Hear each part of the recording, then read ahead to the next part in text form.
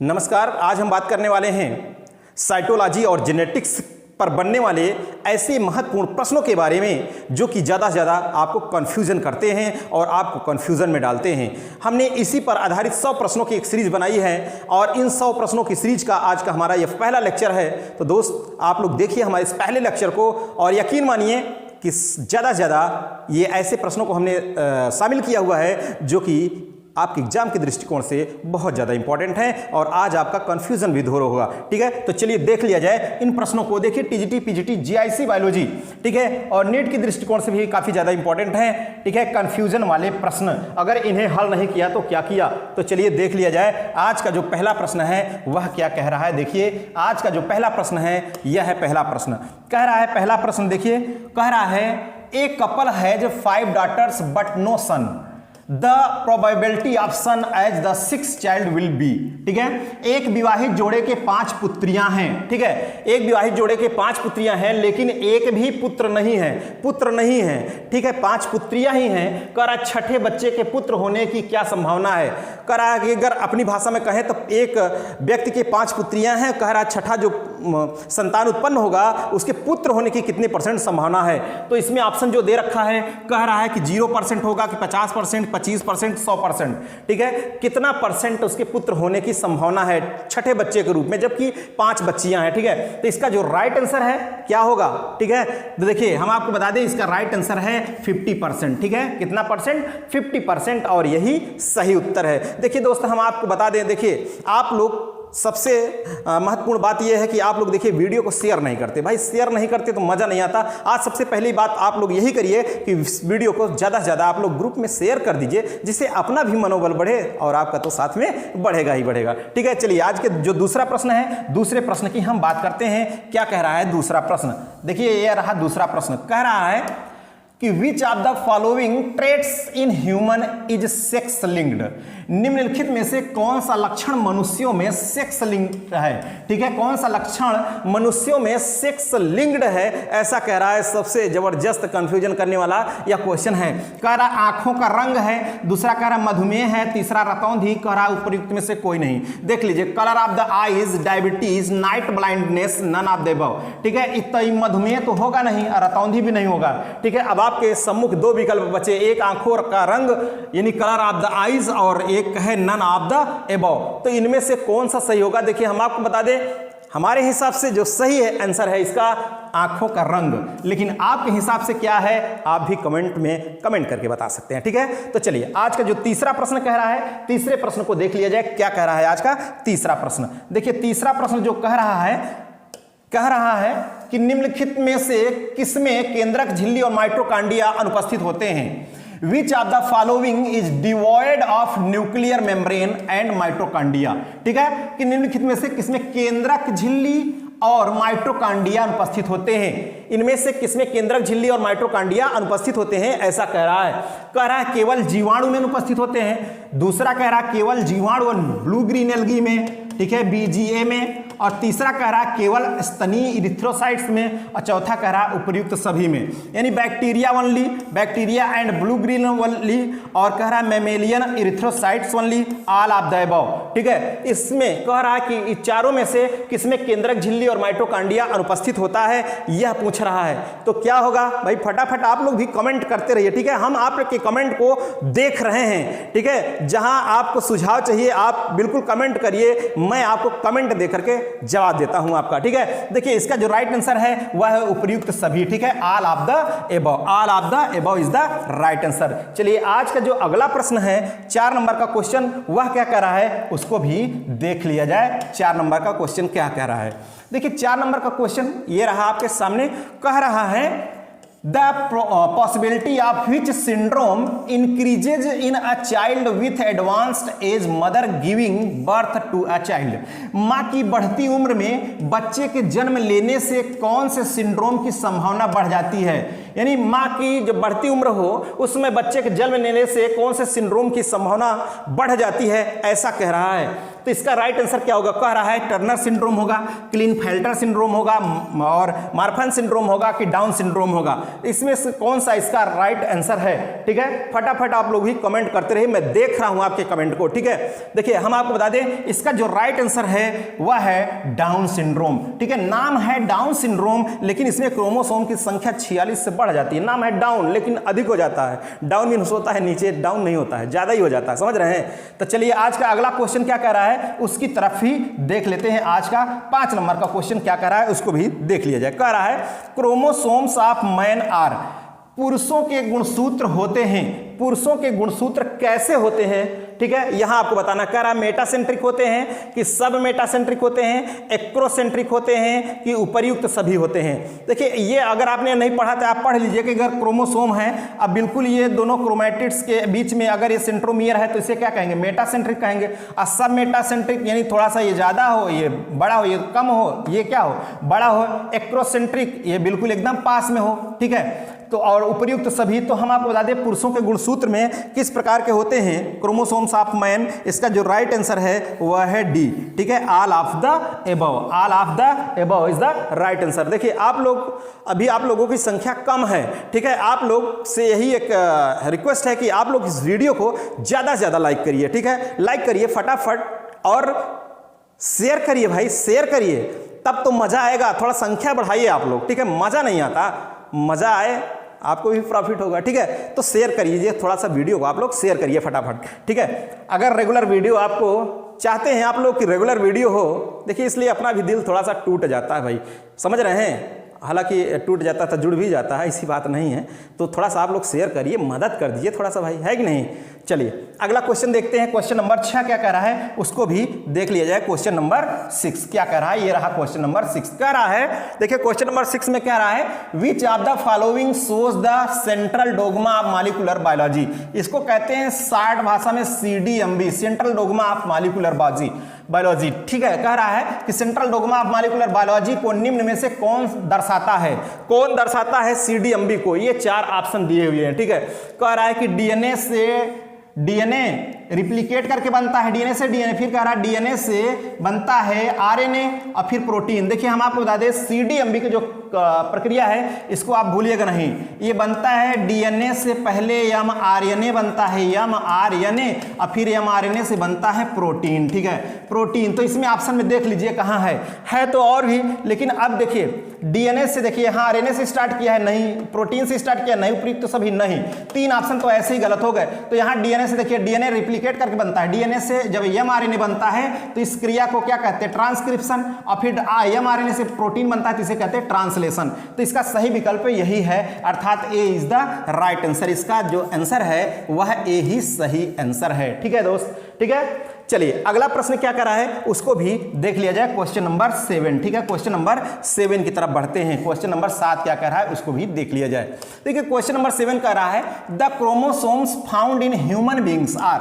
मनुष्य में निम्नलिखित में से कितने गुणसूत्र पाए जाते हैं? मनुष्य में कितने गुणसूत्र पाए जाते हैं ऐसा कह रहा है। देखिए आप लोग जानते हैं कि मनुष्य में कितने गुणसूत्र होते हैं? 23 जोड़े होते हैं, अर्थात 23 जोड़ा का मतलब कितना? 46। 46 में कितने होते हैं? इसमें 22 जोड़ी ऑटोसोम होते हैं और एक जोड़ी जो है सेक्स क्रोमोसोम होता है, लिंग गुणसूत्र होता है, आप जानते हैं। ये दोनों होमोसोम्स, ये दोनों जो है ऑटोसोम्स कहलाते हैं, ऑटोसोम्स, और ये कहलाता है हेट्रोसोम्स। ठीक है, 22 दूना 44 हो गए और 1 दूना 2 हो गया, तो 44 + 2। ठीक है, तो इसका राइट आंसर क्या होगा कि 44 ऑटोसोम होते हैं, 2 हेट्रोसोम होते हैं। यही बी वाला इसका सही आंसर है, B is the right answer. ठीक है, 44 ऑटोसोम्स हैं और 2 हेट्रोसोम्स हैं। ठीक है, चलिए अगले प्रश्न की बात करते भाई। अगला प्रश्न क्या कह रहा है? ठीक है, देख रहे हैं बिल्कुल आप लोगों का कमेंट बिल्कुल फटाफट चल रहा है भाई। ठीक है, चलिए अगला प्रश्न है क्वेश्चन नंबर 8 की तरफ चलते भाई। क्वेश्चन नंबर 8 क्या कह रहा है इसको भी देख लिया जाए। देखिए क्वेश्चन नंबर 8 कह रहा है lampbrush chromosome look extremely large due to. Lampbrush chromosome अत्यंत बड़े दिखते हैं, इसका कारण है। ठीक है, लैंप ब्रूस क्रोमोसोम जो होता है कह रहा है अत्यंत बड़े दिखते हैं, इसका कारण क्या है? तो देखिए इसका कारण कह रहा है कि जीन्स की सक्रिय प्रतिलिपि न होना। दूसरा कह रहा अर्धसूत्री विभाजन के प्रोफेज फर्स्ट के डिप्लोटीन अवस्था में बहुत सारे जीन्स का सक्रिय प्रतिलिपि होना, ठीक है। अगला कह रहा है जीन्स के सक्रिय द्विगुणन, जीन्स के गैर सक्रिय अनुलेखन, ठीक है। तो इसका जो राइट आंसर होगा क्या होगा, बिल्कुल बिल्कुल इसका बी ही सही, इसका आंसर है B is the right answer. Active transcription of many genes during diplotene stage of meiotic prophase first is the right answer, ठीक है। B is the right answer. चलिए अगला प्रश्न क्या कह रहा है, प्रश्न नंबर 9, उसको भी देख लेते हैं। प्रश्न नंबर 9 देखिए, प्रश्न नंबर 9 क्या कह रहा है, इसको भी देखिए। कह रहा है the progeny will be a girl is determined by, निम्नलिखित कौन निर्धारित करेगा कि होने वाली संतान लड़की होगी। भाई लड़की कह रहा है कि कौन इसमें से निर्धारित करेगा, ठीक है। कह रहा है देखिए लड़की कब होगी, हम आपको बता दें एक्स होगा, ठीक है। अर्थात 44 प्लस एक्स, तो ये लड़की हो जाएगी, गर्ल हो जाएगी, ठीक है। अगर यहीं पर 44 ऑटोसोम प्लस एक जो है ये आ गया एक्स वाई, तो ये क्या हो जाएगा, लड़का हो जाएगा, बॉयज। तो इसमें से हम आपको बता दें ये बॉय, ठीक है। इसमें से कौन सा यहां मैच कर रहा है देख लीजिए जरा। तो ये ऑटोसोम्स हैं 44 और एक्स गर्ल के लिए एक्स होता है, ठीक है। तो इसका राइट आंसर क्या होगा, ए ही होगा इसका राइट आंसर, ठीक है। 44 ऑटोसोम और एक्स क्रोमोसोम है, ठीक है। तो इसका सही उत्तर क्या है, ए इज द राइट आंसर। चलिए अगले प्रश्न की हम बात करें, अगला प्रश्न क्या कह रहा है उसको भी देख लिया जाए। देखिए 10 नंबर का क्वेश्चन कह रहा है, 10 नंबर का, albinism is caused due to lack of which enzyme. Albinism, ठीक है, यह रोग है अवर्णकता। अवर्णकता कह रहा है किस एंजाइम की कमी से होता है, किस एंजाइम की कमी से होता है अवर्णकता, ठीक है। इसको देखिए जरा किस एंजाइम की कमी से होता है। देखिए एंजाइम अगर होगा तो उसके लास्ट में एज लगा होता है, क्या लगा होता है, एज, ठीक है। अगर कार्बोहाइड्रेट होता है मैक्सिमम तो उसके अंत में क्या लगता है, ओज, जैसे ग्लूकोज, सुक्रोज, माल्टोज, समझ रहे हैं। और एज लग गया जाइमेज, पैक्टिनेज, ठीक है। तो एज आगे तो एंजाइम हो गया। इसका सही उत्तर क्या है, टायरोसिनेज, ठीक है। टायरोसिनेज ये इसका सही उत्तर है, टायरोसिनेज, ठीक है। अवर्णकता एल्बिनिज्म, एल्बिनिज्म किसकी अभाव के कारण होता है, किस एंजाइम की कमी से, तो टायरोसिनेज। इसको आप लोग ध्यान रखिएगा, बहुत इंपॉर्टेंट क्वेश्चन है, ठीक है। चलिए प्रश्न नंबर 11 की हम बात करें, अगर प्रश्न नंबर 11 क्या कर रहा है इसको भी देख लिया जाए। क्वेश्चन नंबर 11 है, कह रहा है which of the following about 6 chromosome is not true, ठीक है। निम्नलिखित में से कौन सा जो है, देखिए लिंग निर्धारण करने वाले गुणसूत्र के बारे में कौन सा कथन सत्य नहीं है, कौन सा कथन सत्य नहीं है, ऐसा कह रहा है यक्स और वाई गुणसूत्र के होमोलॉगस क्षेत्र समान होता है, बिल्कुल ठीक है। कह रहा है यक्स और वाई गुणसूत्र के विविधता वाले क्षेत्र असमान होते हैं, विविधता वाले क्षेत्र असमान होते हैं, ठीक है। विविधता वाले, ठीक है। डिफरेंशियल रीजन जो है एक्स और वाई क्रोमोसोम के डिफरेंट होते हैं, ठीक है। दोनों कथन सही है। कह रहा दोनों गुणसूत्र केवल मादा बच्चे को जन्म देते हैं। भाई कहां से दोनों गुणसूत्र मादा बच्चे को कहां जन्म देंगे, देखिए ये तो मादा को जन्म देगा, लेकिन ये किसको देगा, मादा नहीं, समझ रहे हैं। यह किसको देगा, नर को, ठीक है, मेल को। यह मेल के लिए है, यह मेल के लिए है, और ये किसके लिए है, यह फीमेल के लिए है। तो यही वाला इसका सही उत्तर है, ठीक है। D is the right answer. कह रहा है कौन सा कथन सत्य नहीं है, तो यह सत्य नहीं है, ठीक है। इसका डी ऑप्शन सही है, ठीक है। D option is the right answer, ठीक है। चलिए अगले प्रश्न की बात करें हम। अगला प्रश्न क्या कह रहा है, 12 नंबर का, उसको भी देख लिया जाए। क्वेश्चन नंबर 12 देखिए, कह रहा है 12 नंबर में What is true about down syndrome, ठीक है। डाउन सिंड्रोम के बारे में कौन सा कथन सत्य है, कह रहा है डाउन सिंड्रोम के बारे में कौन सा कथन सत्य है, ऐसा कह रहा है। तो कह रहा है यह हेट्रोसोम पर मोनोसोमिक होता है। अच्छा आप लोग देखिए ध्यान दीजिए, इधर पहले इंग्लिश भी लिख लेते हैं। It is monosomic at heterosome, it is trisomic at 6 chromosome, it is trisomic at 21st chromosome. जी हाँ बिल्कुल, इसको आप देखिए, बहुत ज्यादा इंपॉर्टेंट क्वेश्चन है, ये बहुत ज्यादा इंपॉर्टेंट क्वेश्चन है, ठीक है। डाउन सिंड्रोम के बारे में कौन सा कथन सत्य है, तो यही सत्य है, सी इज द राइट आंसर। यह 21st गुणसूत्र पर ट्राइसोमिक होता है, यह 21st क्रोमोसोम पर कैसा होता है, ट्राइसोमिक होता है, ठीक है। चलिए 13 नंबर का क्वेश्चन की हम बात करते हैं, प्रश्न नंबर 13 की बात करते हैं। क्या है 13 प्रश्न, बालक 13 प्रश्न क्या है और मेरा प्रश्न क्या है। तो 13 नंबर क्वेश्चन की हम बात करें, देख लिया जाए 13 नंबर का। तो कह रहा है 13 नंबर में development of moustache in male is an example of, पुरुषों में मूछों का विकास, पुरुषों में मूछों का विकास, मूछों, स्त्रियों में मूछ होती है, बताइए, मूंछ होती है स्त्रियों में? नहीं होती ना। तो कह रहा पुरुषों में मूंछों का विकास किसका उदाहरण है? कह रहा लिंग सीमित जीन्स का, लिंग प्रभावित जीन्स का, सेक्स लिंग अप्रभावित जीन्स का, सेक्स लिंग प्रभावी जीन्स का। ठीक है, तो किसका लक्षण है? कह रहा है तो इसका राइट आंसर है sex limited genes. Sex limited genes, लिंग सीमित जीन्स। सीमित नहीं रहेगा ना लिंग तक, स्त्रियों में आ जाएगा। समझ रहे हैं? चलिए अगला प्रश्न क्या कह रहा है? 14 नंबर का क्वेश्चन कह रहा है colour blindness is an example of. वर्णांधता एक उदाहरण है। वर्णांधता एक उदाहरण है। किसका उदाहरण है वर्णांधता? कह रहा वाई लिंक्ड वंशानुगत का, यक्स लिंक वंशानुगत का, लिंग प्रभावित वंशानुगत का, लिंग सीमित वंशागत का। ठीक है, Y linked inheritance, X linked inheritance, sex influenced और सेक्स लिमिटेड इनहेरिटेंस। ठीक है, कलर ब्लाइंडनेस, इसका राइट आंसर क्या होगा? तो इसका राइट आंसर होगा X linked inheritance. B is the right answer. ठीक है, B is the right answer. चलिए अगले प्रश्न की बात करते हैं कि अगला प्रश्न क्या कह रहा है, उसको भी देख लिया जाए। क्वेश्चन नंबर 15, क्वेश्चन नंबर 15 ये रहा। कह रहा है what is the genotypic ratio of Mendel's law of segregation. Mendel के पृथक्करण नियम के जीनोटाइपिक अनुपात क्या होता है? जीनोटाइपिक नॉट फिनोटाइपिक, जीनोटाइपिक पूछ रहा है क्या अनुपात होता है? कह रहा 2:1:1:1, 1:2:1:2:2। ठीक है, तो इसका जो है जो जीनोटाइपिक रेशियो होता है 1:1 होता है। ठीक है, क्या होता है दोस्त? 1:1। ठीक है, चलिए अगला प्रश्न क्या कह रहा है, इसको भी देख लिया जाए। कह रहा है हाइब्रिड विगर अथवा heterosis is caused due to. ठीक है, हाइब्रिड विगर संकर ताकत हेट्रोसिस का कारण है। इसका कारण क्या है? ऐसा कह रहा है हेट्रोजाइगोसिटी, होमोजाइगोसिटी, ए और बी दोनों, होमोसेक्सुअलिटी। तो इसका जो राइट आंसर है वह क्या है? आप बताइए, आप लोग फटाफट कमेंट में बताइए, आप कमेंट करके। जी हाँ बिल्कुल, हम आपको बता दें कई लोग कंफ्यूजन में भी हैं, तो इसका राइट आंसर होगा C, both A and B, both A and B. ठीक है, चलिए अगले प्रश्न की तरफ बढ़ते हैं। प्रश्न नंबर 17, प्रश्न नंबर 17 की तरफ बढ़ते हैं। कह रहा है 17 नंबर में in a complete trihybrid AABBCC how many types of gamete are found. ठीक है, बड़कवा ए, छोटकवा ए, बड़कवा बी, छोटकवा बी और बड़कवा सी और छोटकवा सी, ऐसा है। ठीक है, कह रहा है पूर्णतया ट्राई हाइब्रिड में कितने युग्मक बनेंगे? कितने युग्मक बनेंगे पूर्णतया ट्राई हाइब्रिड में? तो इसकी जो इसका राइट आंसर है वह है 8। ठीक है, कितना है? 8 है। ठीक है, इसका राइट आंसर है। चलिए 18 नंबर क्वेश्चन क्या कह रहा है, उसको भी देख लिया जाए। 18 नंबर में देखिए कह रहा है the phenotypic ratio of dihybrid test cross will be. द्विसंकर परीक्षार्थी संकरण का लक्षण प्ररूपी अनुपात होगा। क्या होगा भाई? डाई हाइब्रिड क्रॉस का phenotypic ratio, dihybrid cross का फिनोटिपिक रेशियो स्वतंत्र अभ्यूहन का नियम, लॉ ऑफ इंडिपेंडेंट असार्टमेंट। देखिए उसका जो जीनोटिपिक होता है वह होता है 9:3 रेशियो 3:1, लेकिन इसका जो है फिनोटिपिक होता है 1:1:1। 4 प्रकार के हैं ना? कितने प्रकार के हैं? 4 प्रकार के फिनोटिपिक। बाहर से देखने में इतने प्रकार के अलग हो जाएंगे। तो इसका राइट आंसर क्या है?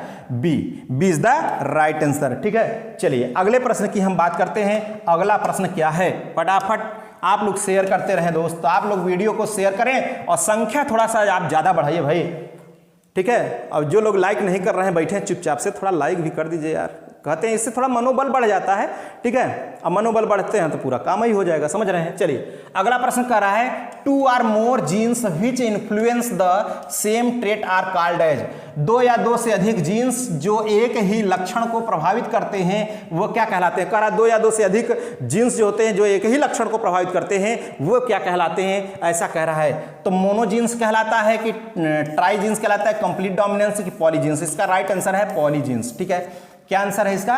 Polygenes is the right answer. ठीक है, चलिए अगले प्रश्न की हम बात करें। क्वेश्चन नंबर 20 की बात करें। Question number 20। ठीक है, ये रहा क्वेश्चन नंबर 20। देख लिया जाए क्या है।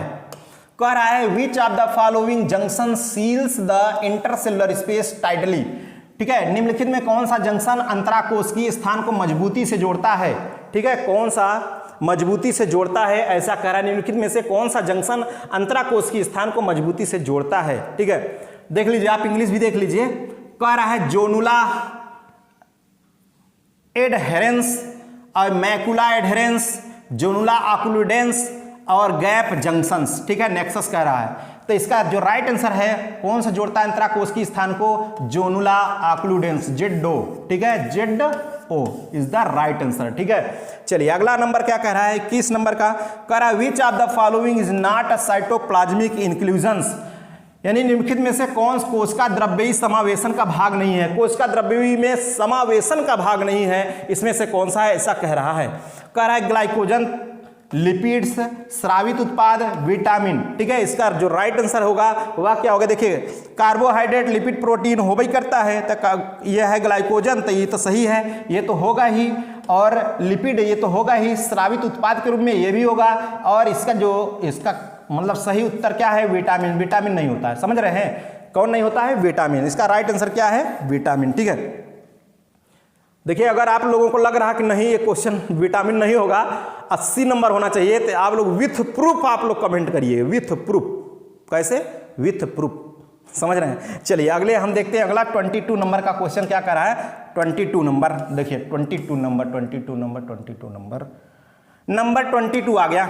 कह रहा है which of the following component is not a part of the cell membrane, नीचे दिए गए घटकों में कौन सा कोशिका झिल्ली का भाग नहीं है, कोशिका झिल्ली का भाग कौन सा नहीं है, ऐसा कह रहा है। इसमें से चारों में से कोशिका झिल्ली का भाग कौन नहीं है, था देखिए आपने एल पी पी एल ऐसा तो पढ़ा होगा, लिपिड प्रोटीन, प्रोटीन लिपिड, तो प्रोटीन है, लिपिडो है, और कार्बोहाइड्रेट तो होता ही भाई CHO, ये तो होगा ही, समझ रहे हैं। तो इसका राइट आंसर क्या होगा, मिनरल्स। क्या राइट आंसर होगा दोस्त, इसका राइट आंसर होगा मिनरल्स। बिल्कुल, आप लोगों का जो कमेंट बहुत फटाफट कर रहे हैं, जैसे कमेंट कर रहे हैं उसी तरीके से आप लोग शेयर भी करिए वीडियो को। ठीक है, चलिए अगला प्रश्न क्या कह रहा है, 23 नंबर का क्वेश्चन, 23 नंबर का क्वेश्चन क्या कह रहा है उसको भी देख लिया जाए। भाई देखिए जरा 23 number, who gave the cell theory ओमनिस सेलुली ए सेलुला, ठीक है, that is all cells arise from preexisting cells. कह रहा है ओमनिस सेलुली ए सेलुला, ये टर्म ध्यान रखिएगा, बहुत आता है भाई, ये आप टर्म ध्यान रखिएगा। कह रहा सभी कोशिकाएं पहले से मौजूद कोशिकाओं से उत्पन्न हुई, मतलब कोशिकाओं की उत्पत्ति कोशिकाओं से हुई है, प्री मतलब पहले वाली कोशिकाओं से हुई है, ऐसा कह रहा है। इस सिद्धांत को किसने दिया था, किसने दिया था इस सिद्धांत को, कह रहा है टी ए ब्राउन ने, कि स्लीडन और स्वान ने, कि विर्चाउ ने, कि फ्लेमिंग ने। तो इसका राइट आंसर है विर्चाउ। कौन है, विर्चाउ, बिरचो कहिए है, चाहे बिरचाओ कहिए। ठीक है, इसका राइट आंसर क्या है, सी नंबर। चलिए अगले प्रश्न की बात करें, 24, देखिए 24 नंबर क्वेश्चन क्या कह रहा है, इसको भी देख लिया जाए। 24 कह रहा है which of the following organelles is devoid of DNA it is capable of duplication. कह रहा है निम्नलिखित में से कौन सा कोशिकांग है जिसमें डीएनए अनुपस्थित रहता है लेकिन द्विगुणन की क्षमता होती है। ऐसा कौन सा कोशिकांग है जिसमें डीएनए एब्सेंट होता है लेकिन उसमें द्विगुणन की क्षमता होती है। बहुत ज़्यादा इंपॉर्टेंट है यह दोस्त, यह क्वेश्चन बहुत ज़्यादा इंपॉर्टेंट है। कह रहा है प्लाज्मिड है, माइटोकांड्रिया, केंद्रक, centriole. Plasmid, mitochondria, nucleus and centriole. तो इसका राइट आंसर क्या होगा, हम देख रहे हैं, आप लोग कमेंट करिए, कमेंट करिए, हम देख रहे हैं भाई। ठीक है, क्या होगा इसका राइट आंसर, जी हाँ डी, डी बहुत अच्छी है, centriole. Centriole is the right answer, centriole इसका सही उत्तर है। ठीक है, चलिए अगले प्रश्न की तरफ हम बढ़ते हैं, प्रश्न नंबर 25 की तरफ चलते हैं कि 25 नंबर क्वेश्चन क्या कह रहा है उसको भी देख लिया जाए। देखिए कह रहा है 25 number, synthesis of DNA is called. DNA के संश्लेषण को कहा जाता है, डीएनए के संश्लेषण को क्या कहा जाता है, ऐसा अगला प्रश्न है। ठीक है, डीएनए के संश्लेषण को क्या कहा जाता है, कह रहा है प्रतिलिपि कहा जाता है, प्रतिकृति, पारगमन, परिवर्तन। ही देखेंगे तो माइंडवा गुजमुची आ जाएगा। ये देखिए अंग्रेजी देखिए, कह रहा है ट्रांसक्रिप्शन, रिप्लिकेशन, ट्रांसडक्शन, ट्रांसफॉर्मेशन। इसका राइट आंसर क्या होगा हम देख रहे हैं। ठीक है, हमने कहा थोड़ा संख्या आज थोड़ा और बढ़ाइए आप लोग भाई, शेयर करिए वीडियो को, आप लोग ग्रुप में देखिए, हम भी देखते हैं, ऐसा नहीं है कि जो भी और भी ग्रुप हैं उस ग्रुप में भी अपने वीडियो एक भी नहीं जाते भाई। आप लोग अपने वीडियो, इस वीडियो को शेयर नहीं करते, जबकि अपने इस ग्रुप में दूसरे के वीडियो उठा करके आप शेयर करते रहते हैं यार। ठीक है, थोड़ा सा शेयर करिए, ठीक है, तब तो मज़ा आए, संख्या और थोड़ा सा बढ़ाइए। ठीक है, क्योंकि ऐसे कन्फ्यूजन वाले क्वेश्चन को हम लेकर के आ रहे हैं भी अगले भी अपने लेक्चर में। ठीक है, चलिए फटाफट देखिए, इसका राइट आंसर क्या होगा? डीएनए के संश्लेषण को क्या कहा जाता है? रिप्लिकेशन। क्या कहा जाता है? रिप्लिकेशन कहा जाता है। डीएनए से डीएनए का बनना, रिप्लिकेशन। अगला कह रहा है centriole takes part in. Centriole भाग लेता है। सेंट्रियोल किसमें भाग लेता है? ऐसा कह रहा है। सेंट्रियोल किस कहां भाग लेता है? कह रहा है initiation of spindle formation, initiation of plate formation, initiation of nucleus formation, initiation of cell division. कह रहा है कोशिका विभाजन, सॉरी स्पिंडल धुरा को बनाने की शुरुआत करने में, प्लेट निर्माण की शुरुआत करने में, केंद्रक निर्माण की शुरुआत करने में, कोशिका विभाजन की शुरुआत करने में। अब जाहिर सी बात है कि अगर कोशिका विभाजन होती है तो वहाँ सेंट्रियोल की तो भूमिका होती ही है, लेकिन सबसे पहले स्पिंडल बनाता है ना, दो ध्रुवों की ओर चला जाता है ये, ठीक है। अगर सेल्स है तो जो है दोनों तरफ ये खींचता है, दोनों तरफ खींच जाता है, ठीक है। और ये दो ध्रुवों का निर्माण करता है, कौन सा? तो ये क्या बनाता है? स्पिंडल बनाता है ना। क्या बनाएगा? ये स्पिंडल बनाता है, ठीक है।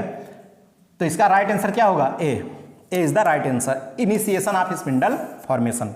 चलिए अगला प्रश्न क्या कह रहा है उसको भी देख लिया जाए। 27 नंबर क्वेश्चन देखिए। 27 नंबर क्या कह रहा है इसको देखिए। कह रहा है microtubules are made up of. Microtubule बने होते हैं, किसके बने होते हैं? देखिए एक शब्द होता है माइक्रोफिलामेंट, ये है माइक्रोट्यूब्यूल, ठीक है। तो माइक्रोट्यूब्यूल किसका बना होता है? ऐसा प्रश्न है। माइक्रोट्यूब्यूल कह रहा है फाइब्रिन से, एक्टिन से, ट्यूबुलिन से, मायोसिन से।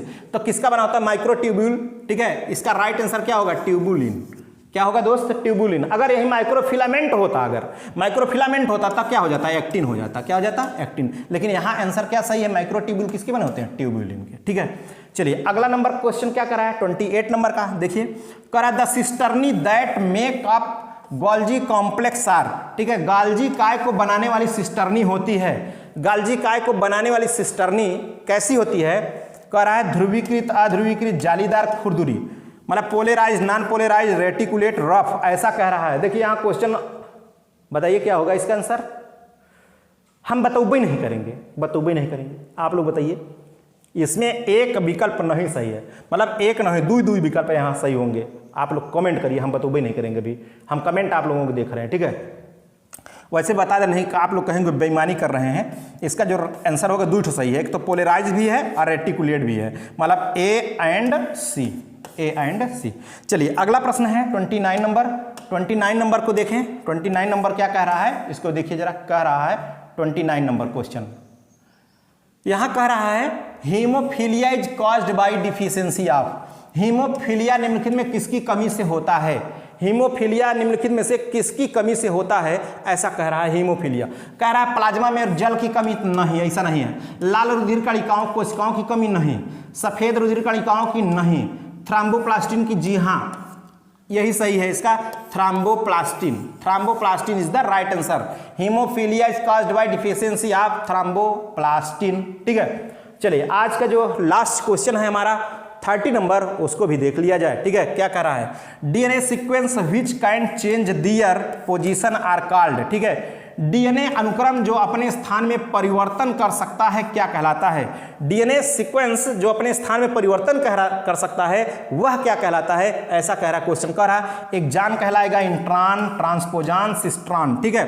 एक जॉन्स, इंट्रॉन्स, ट्रांसपोजान और सिस्ट्रॉन। तो इसका राइट आंसर क्या होगा? क्या होगा भाई? इसका राइट आंसर होगा ट्रांसपोजान्स, ठीक है। Transposons is the right answer. Transposon is the right answer, ठीक है। चलिए आज हम अपने इस लेक्चर में भाई टॉप 30 क्वेश्चन को लेके आए। अभी हमारी और भी सीरीज बची हुई है। हमने कहा कि जेनेटिक्स और साइटोलॉजी से संबंधित जो कंफ्यूजन करने वाले प्रश्न हैं, इस प्रश्नों की सीरीज का मैंने 100 प्रश्नों को बनाया हुआ है और यही प्रश्न आपको कंफ्यूजन में डालते हैं। अगर इन 100 प्रश्नों को आपने कर लिया तो यकीन मानिए आप कॉन्फिडेंट भी बढ़ेगा और इन क्वेश्चन से आप बिल्कुल क्लियर हो जाएंगे एकदम, ठीक है। तो चलिए आज के हमारे इस लेक्चर में यहीं तक रखते हैं, फिर मिलेंगे आपके साथ नए वीडियो को लेकर। Okay, thank you.